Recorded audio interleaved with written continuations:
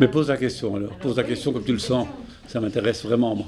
Du côté de ma maman, j'ai des grands-parents qui viennent de Croatie et du côté de mon papa est palestinien, donc c'est l'Europe de l'Est et le monde arabe réunis dans une seule famille. Ma mère est née en Belgique et mon père est né en Algérie. Mon père est venu ici pour prendre des vacances, se rencontrer, voilà.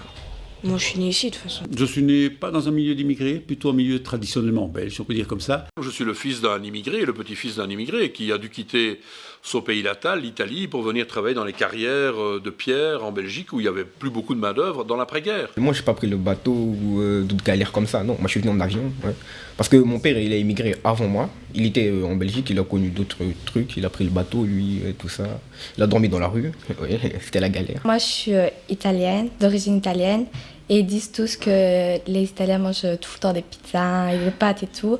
Alors que c'est pas vrai. Genre, moi, j'aime trop manger du chinois. Mais pourtant, mes parents, ils sont nés là-bas et tout. Du coup, je suis vraiment italienne 100%. On aborde un nouveau thème. On va le mettre en lien avec ce qu'on avait fait durant les semaines précédentes. Vous allez voir, ça va être très chouette.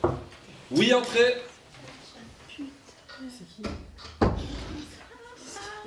Celle-là. Oh my god.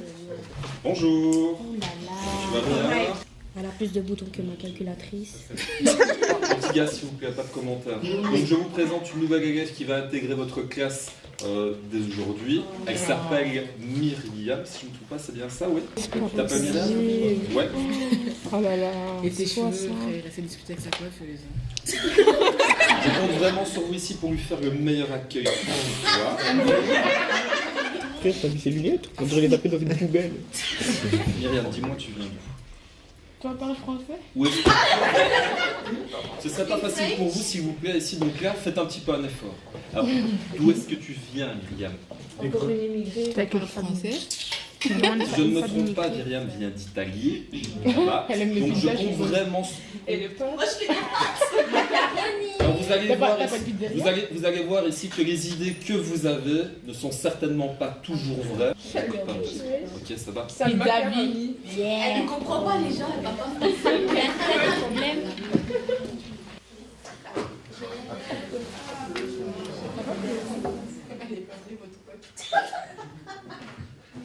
L'Europe a toujours été marquée, et de tout temps, par des migrations, et encore aujourd'hui.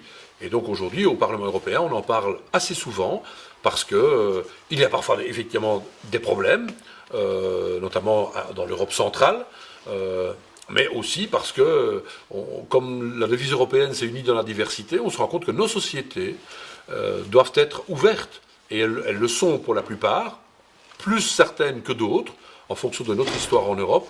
Si je me mets à la place des personnes qui viennent de la Syrie, ce serait la galère pour moi.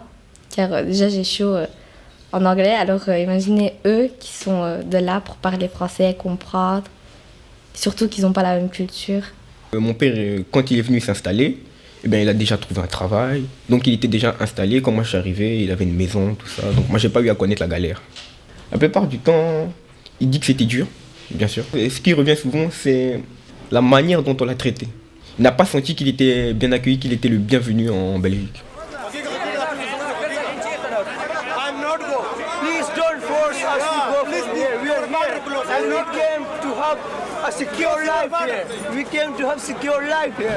Finalement, le danger, pourquoi avoir peur de personnes qui sont aussi des personnes juste parce qu'elles n'ont pas vécu les mêmes choses que nous? Pour ceux qui le présentent comme un danger, je dirais qu'il rate beaucoup de choses et que c'est plutôt une force. Ça nous permet de diversifier nos horizons, de voir plus loin et d'aller plus loin que les stéréotypes.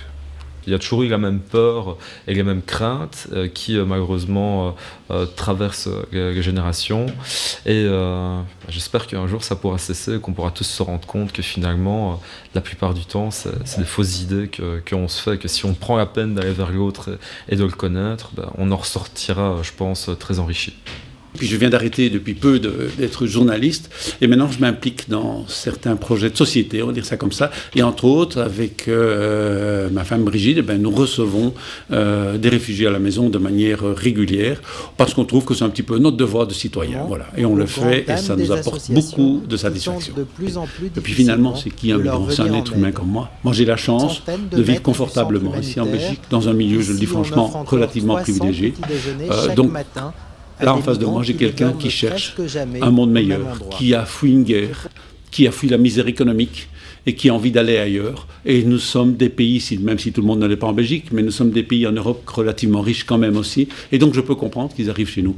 Et donc, quand quelqu'un doit quitter son pays parce qu'il n'y a pas de travail, parce qu'il n'y a pas de futur, et qu'il n'a d'autre choix que de partir pour boulotter, c'est pas de gaieté de cœur qu'il le fait. C'est toujours un déchirement.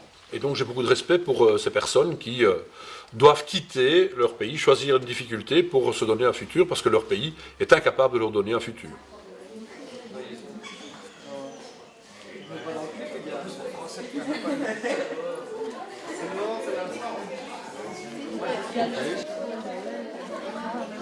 Elle fait quoi là?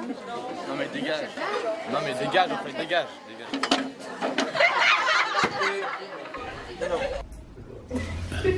Bien sûr, tout ce que dit la presse, et c'est un journaliste qui parle, n'est pas toujours juste, n'est pas toujours exact, pour employer le mot qu'on emploie nous, n'est pas toujours objectif.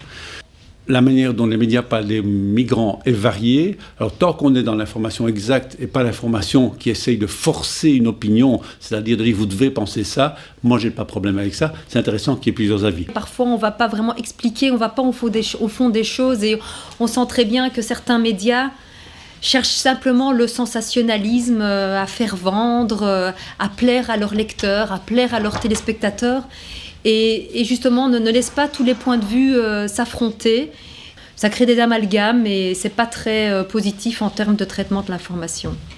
Et je pense que c'est ce qui est hyper important pour les jeunes aujourd'hui qui sont hyper connectés sur les réseaux sociaux, c'est de leur donner les clés pour se rendre compte de qu'est-ce qui est un vrai site d'information, qu'est-ce qui est un site de désinformation, d'avoir vraiment la capacité de se rendre compte des mauvaises informations qui peuvent circuler. Parce que ce sont des sujets compliqués, donc il n'y a pas d'avis définitif, il n'y a pas de bonne ou de mauvaise position d'office, donc il faut écouter les uns et les autres. Et ça, c'est un travail de journaliste, c'est ce qu'on appelle l'objectivité, c'est d'avoir plusieurs avis, et après, comme ça, les gens qui vont regarder votre documentaire, votre doc, eh bien, ils pourront se faire un avis. C'est pas vous qui devez le faire. Vous en aurez certainement après, ça fera certainement des grands débats entre vous. Mais c'est surtout, vous devez penser alors après aux gens qui vont regarder, et c'est ça qui est important. Pas pour leur montrer ce qu'ils attendent, mais pour leur donner quelque chose qui leur permettra de réfléchir, et vous en discuterez certainement avec eux. Et si vous faites tout ça, ça va être génial, et je suis très impatient de le voir, votre documentaire. On continuera la fois prochaine, vous pouvez ranger vos affaires qui est bien sonné. N'oubliez pas de bien faire vos devoirs et d'étudier. C'est pas mon téléphone. Quoi? Mais cherche bien son... Mais toi, tous les jours, tu portes ton téléphone? Non, il n'y a rien. Mets ton sac ici.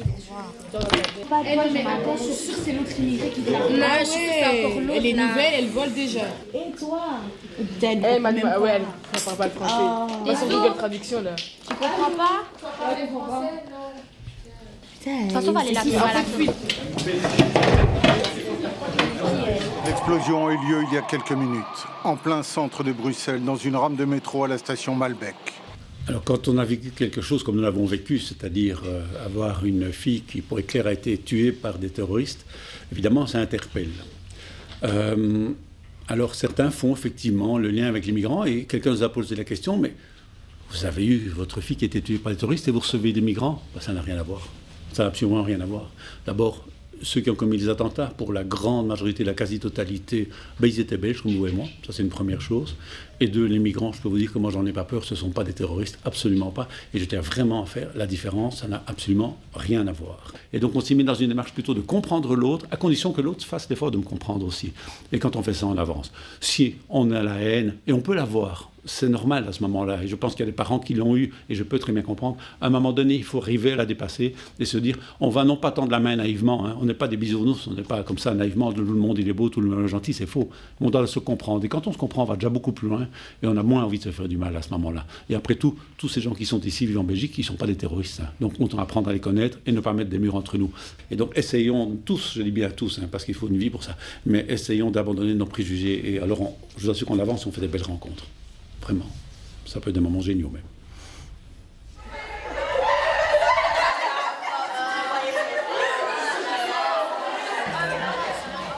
Eh frère, t'as pas de papier, tu donnes les téléphones à moi quand t'es malade ou quoi? Et fois, elle a le téléphone à oui. À la sortie. Mais elle te comprend pas. Mais je sais pas, mais c'est pas le français. Mais c'est pas grave, Toi, téléphone. Toi, pas sortir trop vite parce que moi, venir te trouver. On te parle, tu te retournes pas tant que t'as pas donné autorisation. Je sais pas, il n'y a pas qu'elle dans la classe non plus. Je sais qu'elle est étrangère, mais bon. Tu dois agir là, ton téléphone, l'iPhone, ça coûte cher.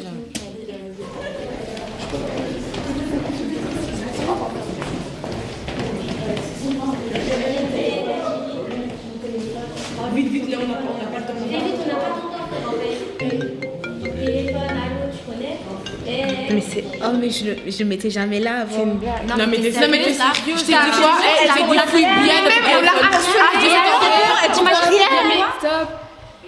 Je tiens juste à dire un truc quand même. Nous, on s'était douté depuis le départ que c'était peut-être pas possible que ce soit elle. Il y a d'autres personnes.